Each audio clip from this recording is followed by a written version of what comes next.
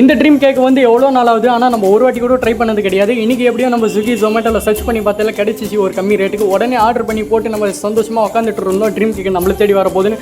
ஆனால் வந்து பார்த்திங்கன்னா நம்ம லொக்கேஷன் மாற்றி போட்டதுனால ட்ரீம் கேக்கை தேடி நம்ம போக வேண்டியதாச்சு. ஒரு வேளை போய்ட்டு வாங்கிட்டு வந்து ஓப்பன் பண்ணி பார்த்தா நல்லா சின்னதாக பேக்கில் குத்து வச்சுக்கிறாங்க. இது வந்து பார்த்திங்கன்னா 300 ரூபா. அதுக்கப்புறம் பார்த்திங்கன்னா ஓப்பன் பண்ணி பார்த்தேன். அப்புறம் பார்த்திங்கன்னா எல்லாத்தையும் ஓப்பன் பண்ணிக்கு அப்புறம் பார்த்திங்கன்னா 2 டீஸ்பூன் கொடுத்துருக்காங்க. எதுக்குடா இது ஒரு ஆள் நானே சாப்பிட்ருவேன், எதுக்கு இந்த 2 ஸ்பூன் கொடுத்துருக்காங்கன்னு தெரியல. ஒரு வேளை பார்த்திங்கன்னா அது ஓப்பன் பண்ணி பார்க்குற ஒரு ஓப்பனே பண்ண முடியல. அதுக்கப்புறம் பார்த்திங்கன்னா ஸ்டிக்கர் பிரிச்சுட்டேன் ஒன்று. அப்புறம் பார்த்திங்கன்னா ஓப்பன் பண்ணி பார்க்கலான்னு பார்க்குற எங்கேயுமே ஓப்பன் ஆகல. அதை பார்த்திங்கன்னா சைடில் ஒரு ஸ்டிக்கர் கொடுத்துருக்காங்க. இதையும் ஓப்பன் பண்ணி முடிச்சுட்டு அப்புறம் ஓப்பன் பண்ணி பார்த்தேன். உண்மையிலே டேஸ்ட் வந்து வேறு லெவலாக இருக்குங்க இதோடைய ஆமினேஷன் எல்லாமே. அப்புறம் பார்த்திங்கன்னா இதை ஒரு டீஸ்பூனில் எடுத்து கொஞ்சமாக எடுத்து சாப்பிட்டு பார்த்தேன்.